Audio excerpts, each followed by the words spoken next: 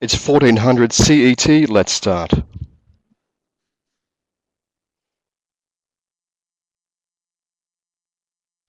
Hello from the Deutsche Welle Academy in Berlin, and thank you very much for joining today's live session in our Digital Safety for Journalists series. My name is Guy Deegan, and I'm your host for the workshop. Today we'll be discussing digital surveillance of journalists around the world. We'll be looking at how that affects journalists and their work, and what journalists should do to protect themselves and their sources. And with us here in Berlin to talk about that is Hauke Gierow, who heads the Internet Freedom Desk at Reporters Without Borders. Hello. Hi, Guy. Hi, everyone. Hi. Okay, it's good to see the training room filling up. Be sure to say hello to each other there. Before we begin our talk with Hauke, just let me point out, for those of you who might be new to the training room, an important feature of the room. We have a chat room that is located below the video window. And we encourage you to ask questions, make comments or suggestions, and also get to know each other there. You'll also see our DW Academy colleagues, Stefan and Thomas, will be active on the chat room. Don't forget, on Twitter, you can follow us at DW_Academy, and the workshop hashtag is DigiSafe. So if you're following the conversation on Twitter, please use the DigiSafe hashtag. We have up to 1 hour for this workshop, and the format for today is like we've had for the earlier sessions. It's quite straightforward. We'll first hear from Hauke about surveillance and digital threats to journalists. Hauke has some examples for us to show, including some reports. And in between, of course, we can take your questions where possible. So let's begin by meeting our guest, Hauke Gierow. Hauke, journalists have always had to be careful with protecting their information, protecting their sources, but in today we're living in an era where the extent of digital surveillance activities means that's changed in many ways. In your eyes, what is the new reality of digital insecurity that journalists face? Well, I think it's important to note that the internet and digital technologies help many journalists around the world by lowering basically transaction costs, and so this is a very good thing for many journalists. But on the other hand, we have to see that mass surveillance has become much cheaper today and much easier to carry out if you're willing to invest the resources. So we have many states doing this kind of surveillance, but we also have a lot of private companies that are offering these kind of surveillance technology as a service to authoritarian countries around the world. I suppose, as journalists now, we can't really rely on governments to protect press freedom, and that's, I suppose, another reason why we need to be more aware about our own digital safety. I mean, are you of the opinion that by protecting your own data, you actually take press freedom into your own hands? Well, protection of sources has always been one of the important things of journalism and, of course, of press freedom. And I think it's a shame that journalists have to go at such great lengths to protect data, because basically that's the government's job. It's basically what governments should provide, but they don't do it around the world, and so this is a big problem. Yeah, so there are many things that journalists can do, but there are also some broader issues that they don't have, that they don't. They're not able to cover this. So if you have broad mass surveillance devices installed inside a network, it's increasingly hard to just protect yourself and your sources.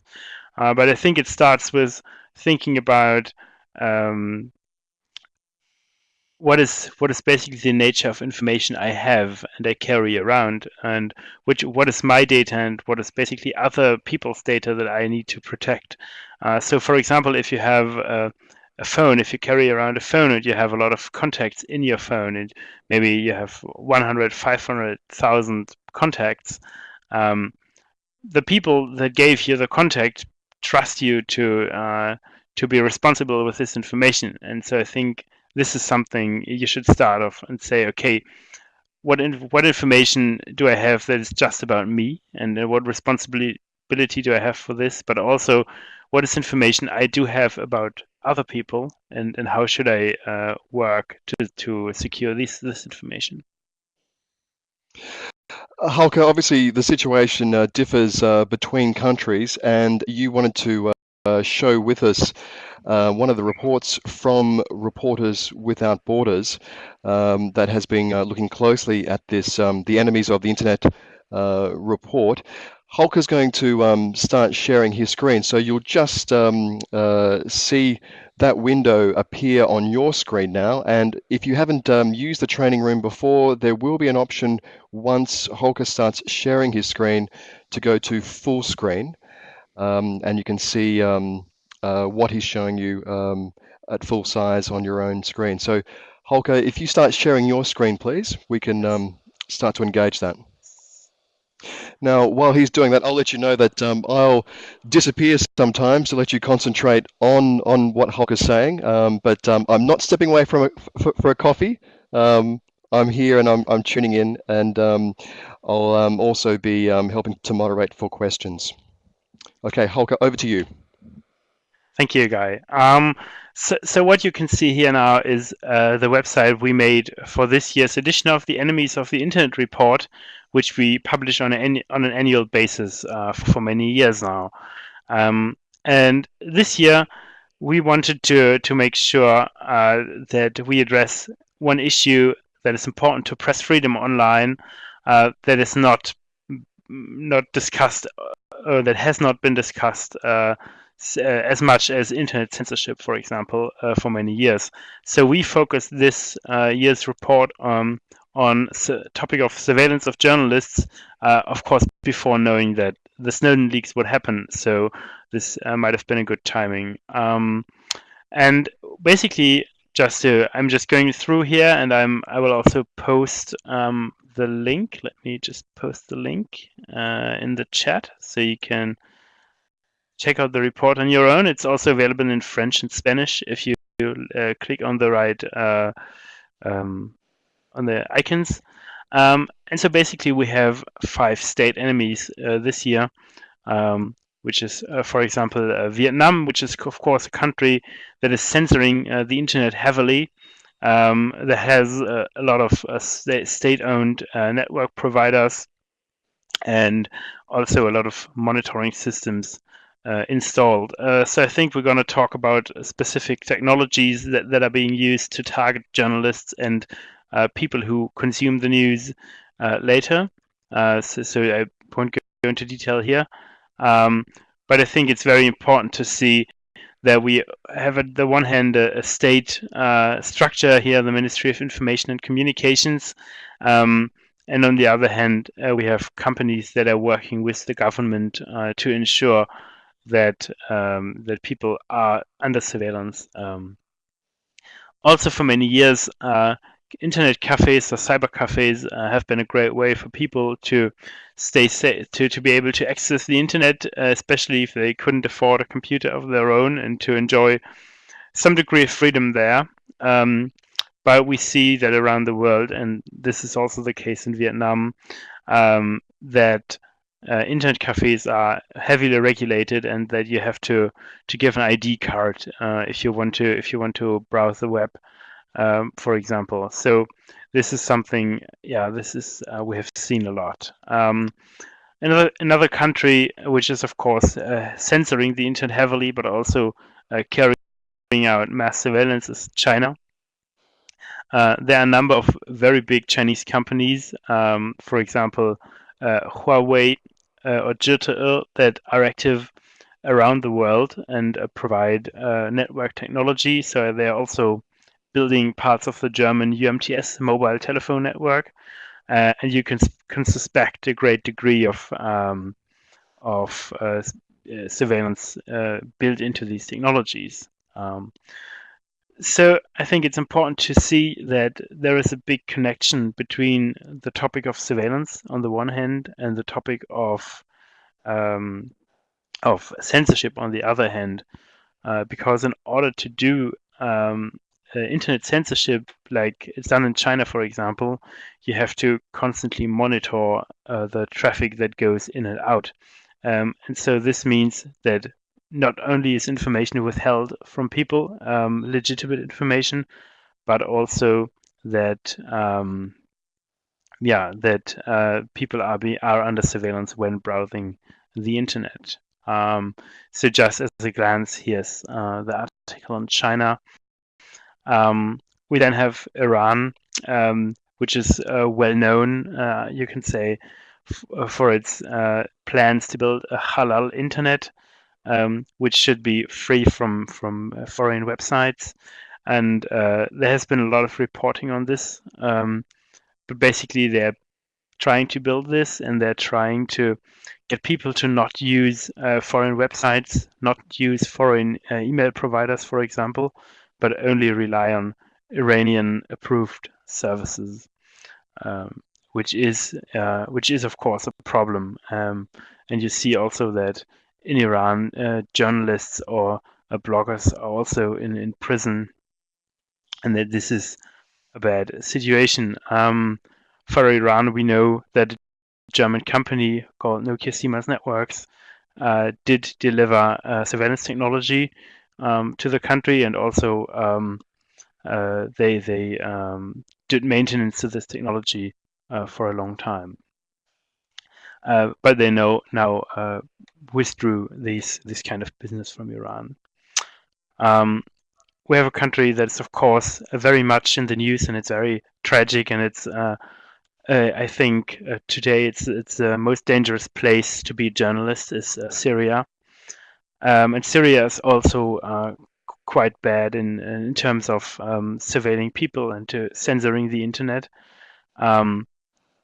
In Syria, there's also a lot of Western surveillance technology installed and censorship equipment. Example from Blue Coat, an American company. But you also have the Syrian cyber army that is carrying out attacks against oppositional people and also doing heavy surveillance of journalists. And then we have another country where the situation is really bad for journalists. That's Bahrain. In Bahrain, we have protests going on for more than a year now. We have journalists being denied access to the country in a systematic way, and we have specific technology also from Germany installed in Bahrain that is used to surveil activists and journalists and bloggers. There's an example of Abdalghani Kanjar, who has been a teacher and now became more of an activist and a blogger. And he was in prison, and then he was shown transcripts of chats and SMS he did send, and he was tortured to give more information. And the information he was presented could have only been acquired by doing this kind of surveillance. So this is why Reporters Without Borders, together with Privacy International and the ECCHR, Bahrain Watch, partnered to go to the OECD national contact points in Great Britain and Germany to complain about the business practices of the companies involved here, which are Travelcore and Gamma International with the Finfisher software. Maybe so much for a short overview. The situation is quite similar in a lot of countries that have also been touched by the Arab Spring. So in Egypt, such equipment was found in Libya, also in Morocco. And maybe if you have specific questions later, I can try to answer. But maybe so much for an overview on specific countries. Hauke, that's really good to get that overview because I mean, I guess particularly in Western media, so much attention at the moment is placed upon the revelations from Edward Snowden regarding PRISM, about what the National Security Agency in the US is doing, or GCHQ in the UK, and other Western intelligence agencies about monitoring activities on the internet. But just with the countries that you have mentioned here, can you give us some examples about, how is that sort of either censorship or monitoring and surveillance of the internet is affecting journalists and affecting journalism? So the biggest problem is that if journalists and potential sources are aware of surveillance, they do change their behavior, and it inhibits your freedom to communicate. And so after the Arab Spring and after all these surveillance technology has been discovered, journalists from Al Jazeera reported that they had many difficulties talking to people because the people were afraid that they were being targeted after talking to a journalist.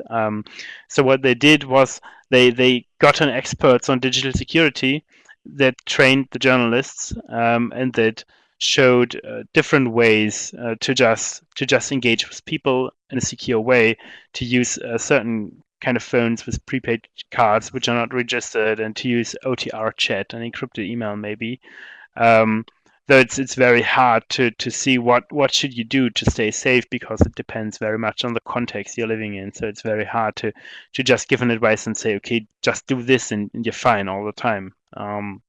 So this is one thing that people would just not talk anymore, and so the journalists can't work because they don't get information. And this is, of course, one of the most important things you do as a journalist.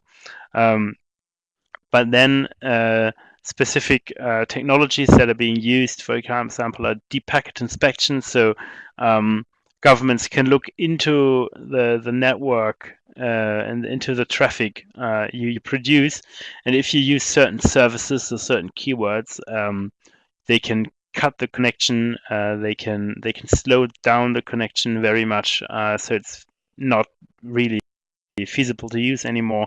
For example, in Syria, there have been reports that uploads of videos to YouTube have not been blocked entirely, but slowed down very, very much. So that you can't really say it's censored because it is somehow accessible, but only so slow that it just don't make any sense to use it anymore. So this is something also what we've seen. I can show another example here, which I just saw earlier today, maybe. There was a journalist here for the New York Times in Iran, in Tehran, sorry. And so basically he said that Twitter never works. The website of Twitter never works there. And then at some point, it was just unblocked, and he was curious. So why is Twitter just unblocked? And after he discovered that, he got an email asking him to confirm his Twitter account and to enter his password and details. And he got this screen you see here. And so in this case, it can very much be suspected that this is something called the man-in-the-middle attack, that the adversaries create a website that looks legitimate somehow, but it is not. And if you then go on and confirm your account, enter your password and your details, that then they would have access to your Twitter account, for example. So this is something which is also quite big, I think. Actually, I'm not sure if I should be saying this over such an open channel, but actually, Hauke, I received exactly that sort of email today. Okay.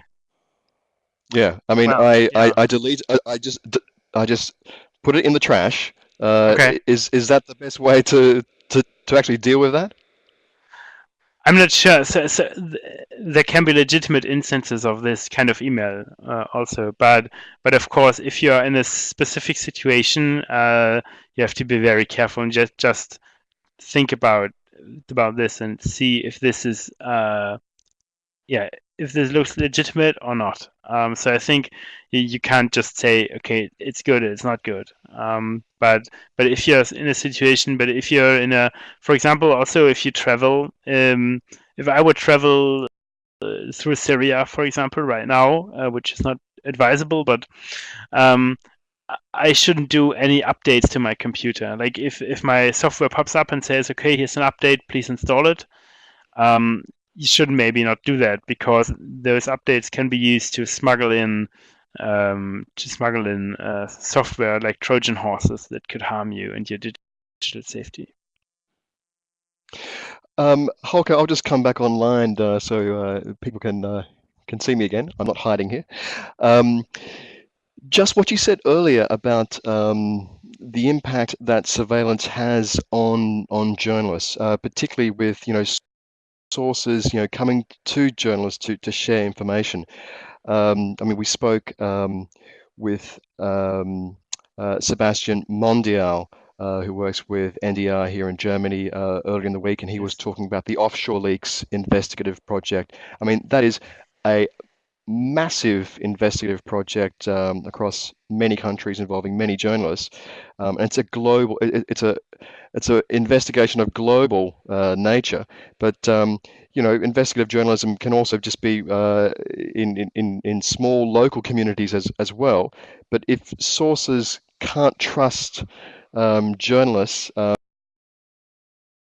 simply because they're worried that the way that journalist is using the internet or email or chats could be compromised, that's going to affect whether sources actually will approach you in the first place and trust you. So are we seeing a shift in culture, a cultural change, if you like, a security cultural change, that journalists must now adopt at least some basic elements so that sources can take that first step and trust a journalist or a news organization with sensitive information, or at least making contact?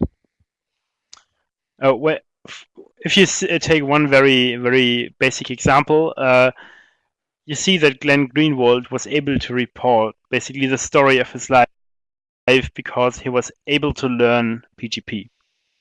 Okay, let's just tell us, what is PGP? PGP is a pretty good privacy, and it's a way to encrypt emails with a public and a private key, and so it's the most secure way I think you can use to send emails around the world.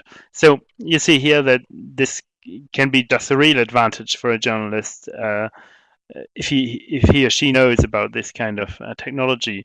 But I think the basic step here would be to just think about what kind of technology you use as a journalist and what kind of implications it does have for you and for society and for your sources.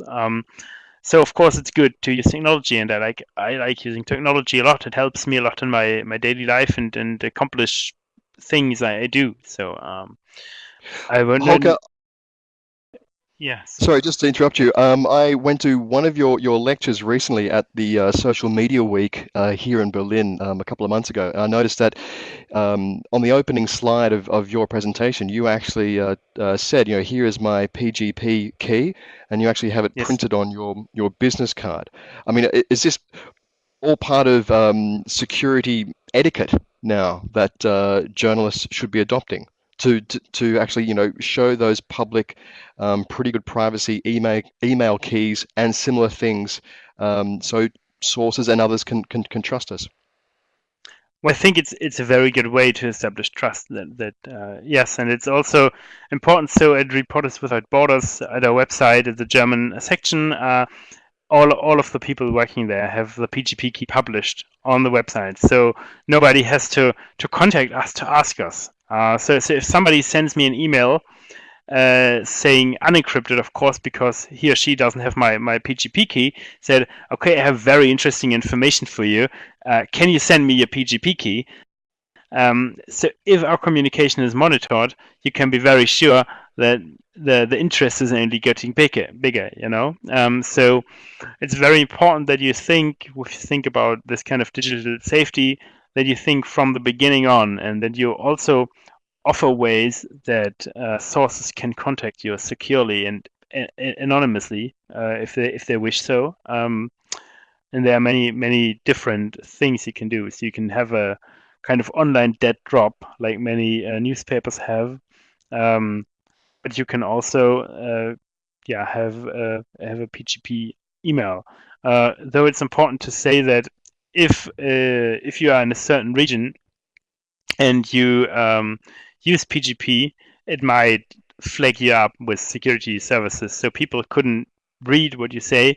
But if only one or two people use PGP in a region, then those people might be subject to even greater monitoring, even though maybe the content of the communication is safe, but you still have metadata, you still have all this information surrounding.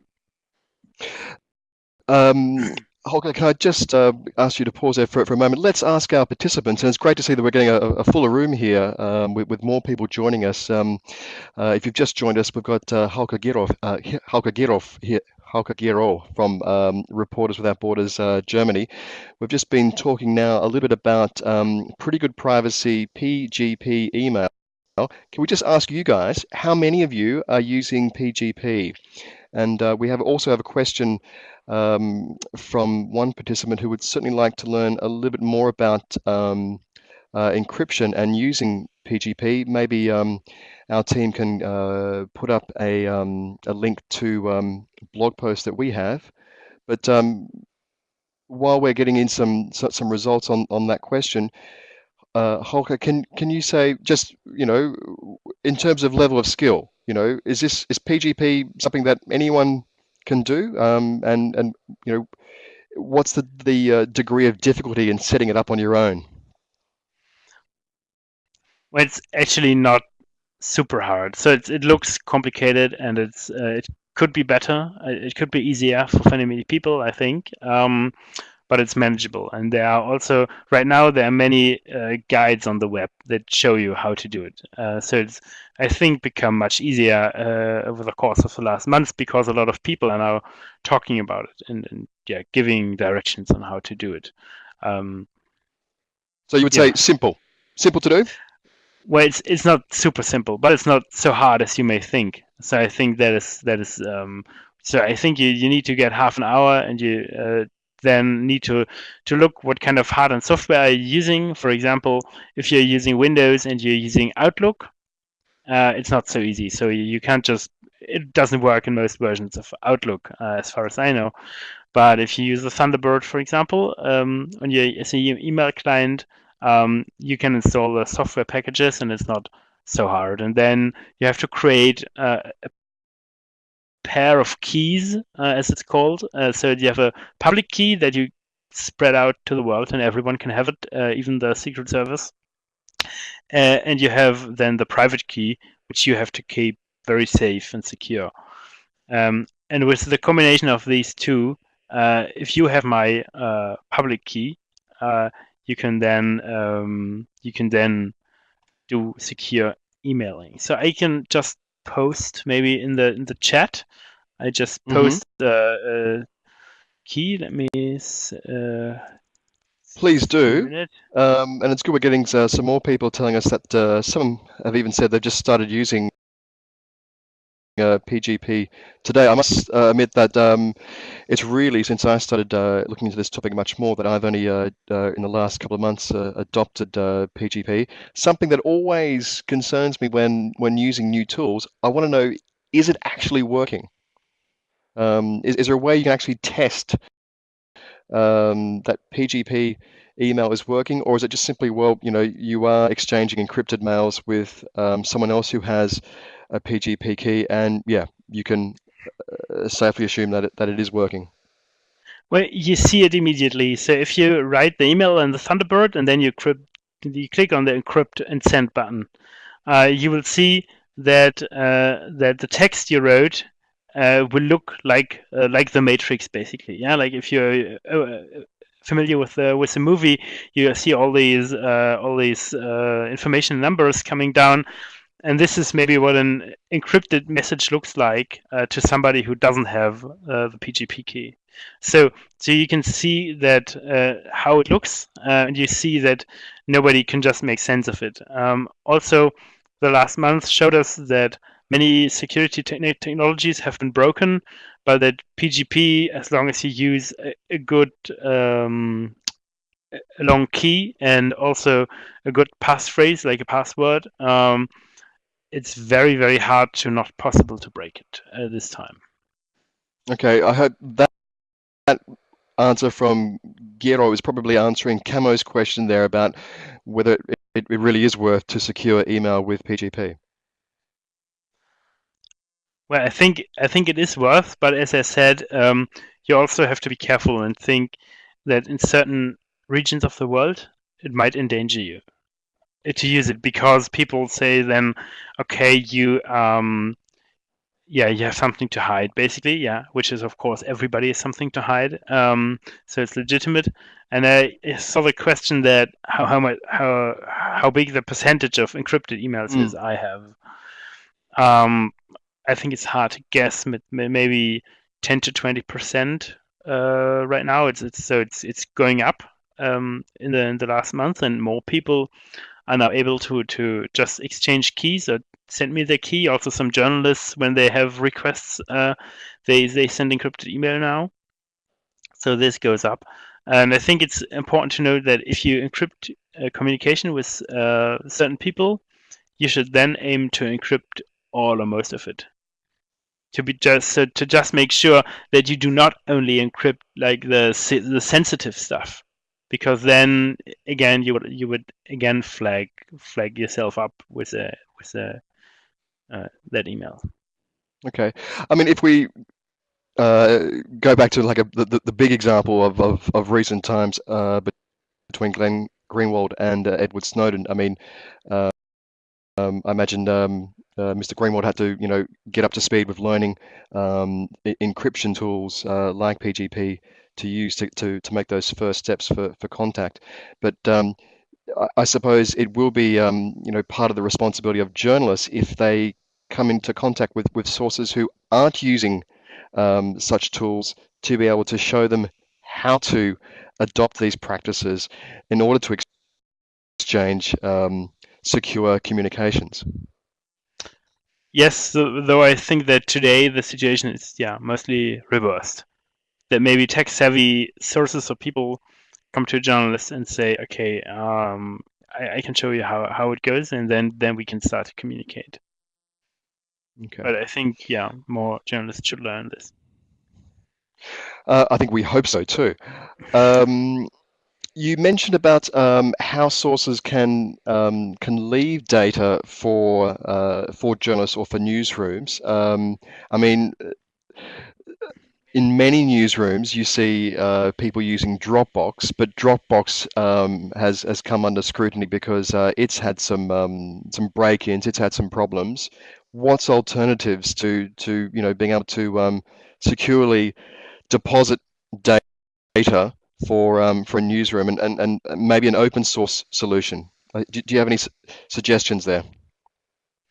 There are different services installed by some newsrooms. So, an example in Germany, Zeit Online and Spiegel Online, and also big international newspapers like the New York Times, they have such dead drops. So you can just go there, and so it's important to see that these technologies are open source. So you can actually verify if you are tech savvy to see that they don't have any backdoors or something like that.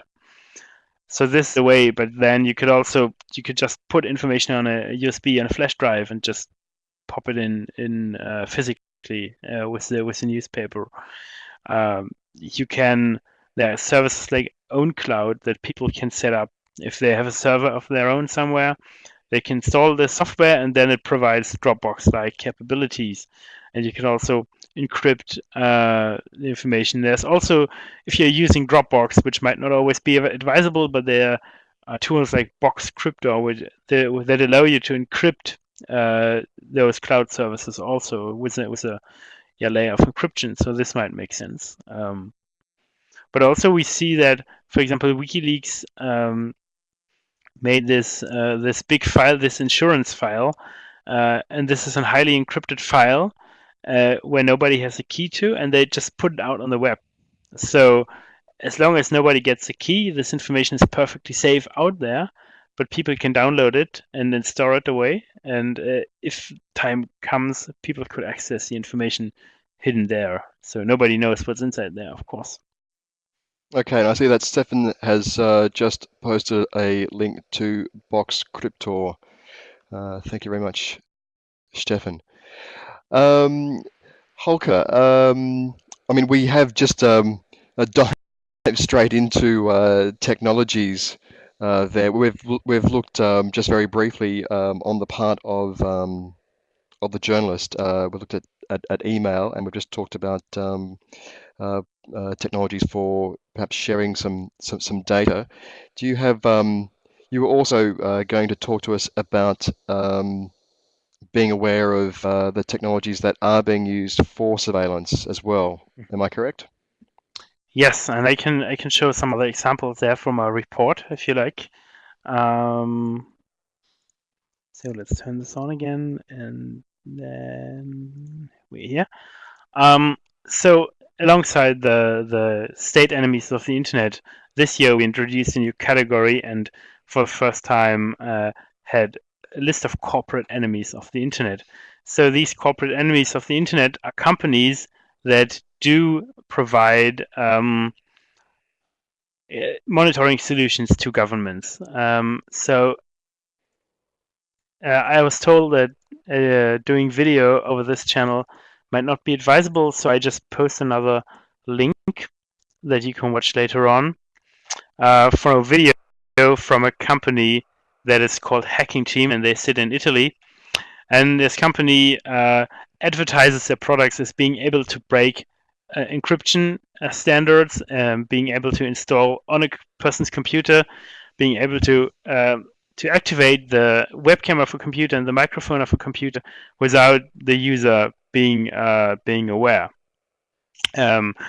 So this company's software has been found on in the newsroom of Mamfakinch in Morocco, which is a project that has been launched, I think, after the Arab Spring. It's a citizen journalist blog, newspaper, whatever you want to call it.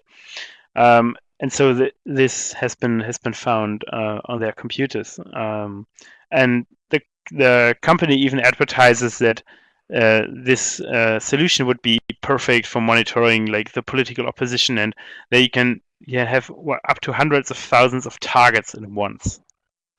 So this is, I think, you have to just think about this. And then we have another company, which is called Blue Coat, which is a big US-based company. And they offer deep packet inspection and similar technologies, and they build censorship web regimes around the world. So they have been very active in Myanmar, but also in Syria for many years, and maybe still are. So we have another company. It's called Travelcore, and Travelcore used to be part of the Siemens concern in Germany, and then Nokia Siemens Networks, and I just talked about them being involved in Iran, but right now we have reason to believe they are very active in Bahrain, and also in other countries. They say that they're active in more than 100 countries around the world. So they are one of the bigger players, and they do monitoring centers, and these monitoring centers are installed at network nodes, and from there you can have access to SMS, to phone calls, to voice over IP calls, and to certain traffic flows. A company called Bull Amesis, which is I think now called Naxos, and Nexar technology, sorry, and these Eagle technology that they have been built has been used in Libya to just do surveillance on journalists and activists there. And a last company, it's called Gamma International, or nowadays called Finfisher, and they do Finfisher software and hardware, which is also a Trojan horse that installs on people's computers and has a lot of capabilities. And this has been found on the computer of a young Bahraini woman called Ala Shehabi, for example. She is an activist, also a blogger, university lecturer. She now lives in London, and this has been found on her computer. And one of the big problems with all of this technology is that it is exported from Western countries to human rights abusing countries around the world, and that this is perfectly legal. So companies really don't break any laws doing this. So I think it's a big shame, and I'm really ashamed that my government is not stopping the export of such technology. And we are, as Reporters Without Borders, asking them to enact such laws. And I think if you live in a country, in a human rights abusing country, and you are aware that German technology or European technology is being used against you and citizens and journalists in your country, you should really go to the embassies and complain about this and say, okay, like you say you promote human rights and then you do this thing. This doesn't add up. So do something and stop it. So, Hauke, what you're saying is that surveillance is very much in the realm of being is heavily privatized and it's big industry. Is there anything happening at a European level with members of the European Parliament examining this? So there's some campaigns and some parliamentarians that are working on this topic, and they demand such change. So last year there was a strategy adopted for the human rights in internet freedom in European foreign policy, which has been written by Marietje Schaake, who is a Dutch MEP. She also has a campaign on stopdigitalarms.org, I think, where you can also find some information on the problems associated with this technology. Also, there is the Vasana Arrangement, which is an international treaty, and they just now, I think next week, have their big plenary meeting. And this is an international regime to control the export of traditional arms, but there are also discussions ongoing that demand the stop of such surveillance technology, or to include this technology in the scope of the arrangement. You just mentioned there one of the panelists from Monday's panel discussion, Ala Shehabi from Bahrain. I mean, she was also talking about physical intimidation as well. Having a mobile phone, for example, and documenting what is happening in demonstrations, makes you a target. Yes, absolutely, and so it's very hard to protect against these kind of things. So even if you maybe encrypt your hard drive in such countries, you might be taught. But so I think we also see that digital security and physical security of people, that this more and more connects, and it's really hard to decide to see the difference at some point, because things that happen online, of course, affect your life and possibly your well-being a lot. There's one example of a British journalist who used to lose a notebook, or it was stolen from him in the hotel room in Syria last year, or maybe even before. And on this notebook, there were transcripts and addresses of people he spoke to in the country. The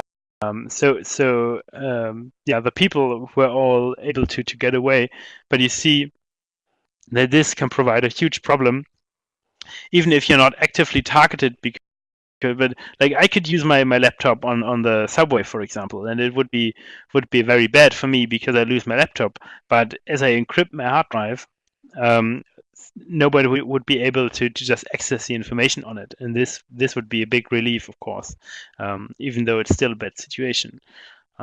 So you should just think about this when you store information on devices. When you think about what information can be stored on devices you carry around and which information cannot, and then the next step, what can you do to protect this information and the people it concerns?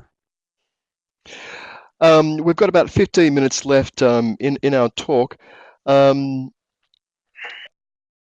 Hauke, what can we take away from this? What could be, if you like, a personal technology action plan for staying safe online? What would be your suggestions? Well, there are different toolkits that you can use, and I think one of the good toolkits is also from Tactical Tech, from Anna Roth, who has been here yesterday, and also in the discussion on Monday, where they basically show how to work out a plan, like you just mentioned. And of course, what I said before, it's always advisable to just think about the technology that you're using. So if you use a mobile phone, this is great, but if you carry it around, it might be used as a tracking device on you. If you use this mobile phone to do live streaming of an event, of demonstrations, this might be good, but it might also endanger you or the people that are being shown on the video stream, because sometimes regimes use technology to automatically identify people on pictures of demonstrations. So this might be dangerous for people. Then you always have to think about, if you adopt measures to help you keep secure. So you can't think that any journalist around the world will become a security expert in all details of digital security. Because it's a lot of work, and because these journalists, their job is to report the news and not to be like the super expert on every technology there is. So you have to make sure that you develop techniques and a way to use technology that helps you and your sources to stay safe, but also enables you to do the job you should be doing. So I think this is huge challenge. But I think if you learn about basic concepts, and if you think about this, and I think then you took a big step forward. Okay, but would you say, as an opening step, we've already mentioned PGP email. Definitely, this is something which journalists can start to look at and adopt. Is that right? Yeah. Yes. Okay. What about anonymous web browsing like Tor? Well, yeah, that can help you in a lot of situations. So it's slower to use than if you browse the web normally. So you have to bear that in mind. But of course, it can help you to stay secure. On the other hand, you have to be careful to not enter any personal information while browsing through Tor. So if you use Tor and then connect to your Facebook account, you're not anonymous anymore, Right. So, okay. And if you provide personal information, so there's there's a number of applications you can have for using Tor, where Tor can help you, but it's not a solution for everything you do to stay safe. Okay, that's a very good point there about being smart in your use of an anonymous web browsing tool like Tor. We've got some great questions, I think, on the chat room, Hauke, particularly about messaging apps. I saw one earlier which asked about Trema. WhatsApp, or Trema, and also WhatsApp. We heard yesterday from Anne Roth from Tactical Technology Collective that she was hesitant about WhatsApp because you hand over your contacts straight away. But I mean, in just the messaging, is that safe? They say it's encrypted. Well, but you can't. There's no way for you to check, Okay. basically. So yeah, so that's a matter of trust and if you believe them or not. And so I think WhatsApp has been known for not the best security, as far as I know. So in terms of really secure communications, I would only and ever trust open source tools. Okay. So I think that the best way, if you want to use chat services and instant messaging, you really want to use XMPP or Jabber, which is a basic technology, and you can create an account for this protocol on many different locations. So many hacker spaces, for example, run Jabber accounts. The Case Computer Club in Germany is, and there you're able to use off-the-record messaging, which is not logged. So you don't have a log of the conversation, and which is, unless somebody looks over your shoulder or like takes constant screenshots of your computer, which a Trojan horse can do. This is really the most secure way to communicate, I think. Okay. Does Jabber require you to download an application onto your laptop or desktop in order to use that, or Yes. is it? Okay. Okay. Oh, I think there are limited online clients, but I think it works best with the client you download. So, for example, Jitsi or Pigeon you can use. Okay. And we've got some other ones mentioned here that I hope you might be aware of, but I will mention them. Threema and also CryptoCat. Yes. So I think CryptoCat, earlier this year there was some security flaw inside the software, where I think the people are working really hard to make it secure, or to keep it secure. Trema is the app many people use, and I don't want to go. I don't know the specifics here, but yeah, I think it's something that's better than WhatsApp. Do we have any more questions for Hauke?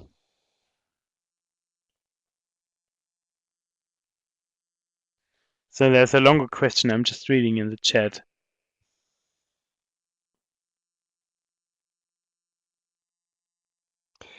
I think it would be great if anyone on our in our chat room has also good links to articles about any of the apps that we've been mentioning. That's all good for sharing information.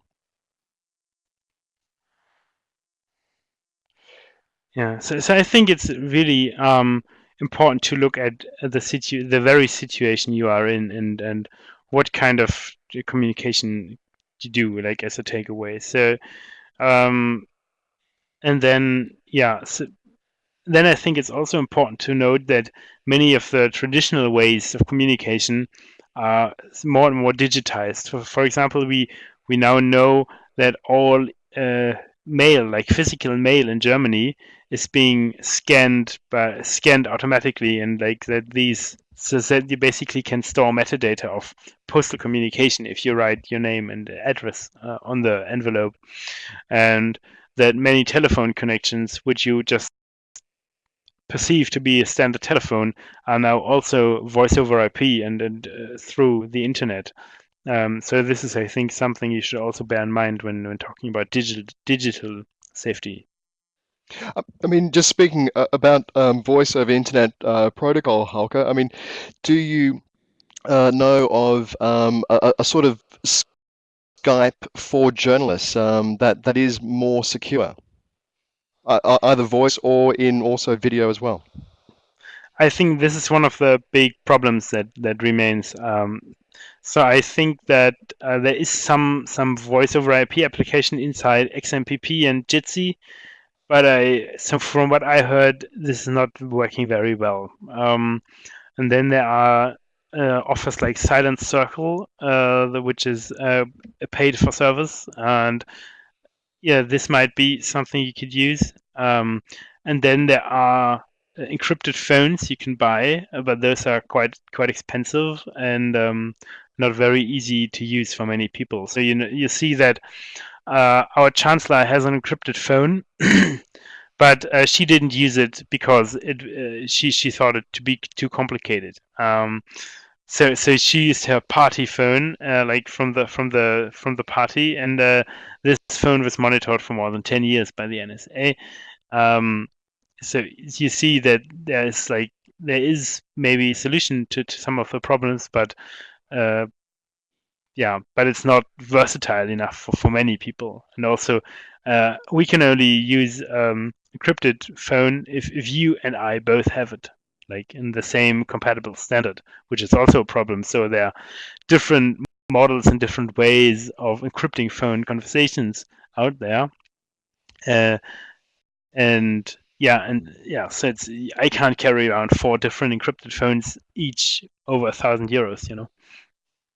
I recall that Sebastian Mondial earlier in the week said that he had been using Silent Circle, and that cost around about $10 or €10 per month. I'm not sure dollars or euros, but he mentioned the figure 10 per month that he said was reasonably affordable for that service. Hauke, can I just point out a question we've got from Raphael? We've still got 5 more minutes left in our window for our chat here. Hauke, you were talking about encrypting your hard drive on your computer. How do you do that? Have you got a brief answer for Raphael? Yes, so I do use TrueCrypt, which is a software that is available at no cost to download. TrueCrypt. TrueCrypt, yes, TrueCrypt.org. And you can download it, you can install it, and you can do 2 things with it. The one thing is you can encrypt the whole hard drive. You can even encrypt the other part of where the operating system sits. And then you have to enter a password before the computer even starts to boot up. And the second thing you can do is you can create encrypted containers, which may look like a standard file. So you can name it movie.avi or something, and it's 4 GB big. And inside this encrypted container, you can store all the information you want. And only with your passphrase, you can then decrypt it and access it like a normal folder. So this is advisable. There are other alternatives which are mostly commercial, like, for example, BitLocker from Microsoft. But those have been now known to have backdoors to the NSA, at least.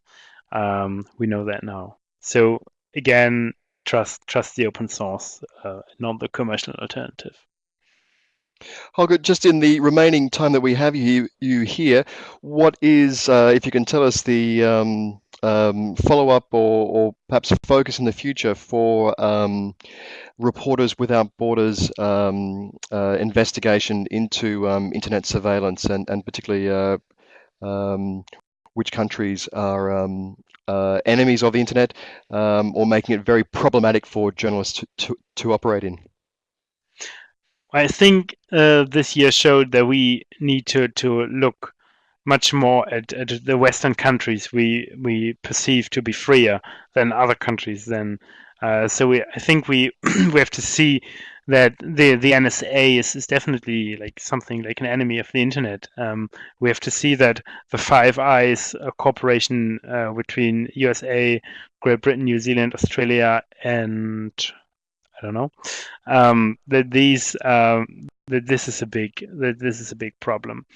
I think we have to notice that censorship and surveillance is more and more privatized, and that this is a problem because we have all new actors entering the field. And then we have to see that the technology is basically used. Technology will always be used as a means to control, but also as a means for freedom. And this, I think, is an ongoing struggle, and it's been on forever, basically. But yeah, we are in a critical phase, I think. Hauke Gierow, thank you very much for coming in to speak with us today during our live session in our Digital Safety for Journalists workshops. Thank you very much to everyone who has participated in today's workshop. We will have a video of today's live session available for you later tonight. Don't forget that you can join us again tomorrow, Friday, at 1400 CET. We'll be talking specifically about mobile phone use, getting smart about using your mobile phone, and we'll have Dan O'Clooney from the Tactical Technology Collective here in Berlin with us to talk about that. Then again at 1600 CET, we'll be joined with security expert Morgan Marquis-Boyd from San Francisco to talk about what's in that message, the dangers lurking in links and attachments. He'll have some real-life examples for us. Full details on our website, of course. Thanks very much to our DigiSafe team here in Berlin and Bonn for producing today's live session, and we look forward to your company tomorrow. For now, it's goodbye from Berlin. Thank you. Bye-bye.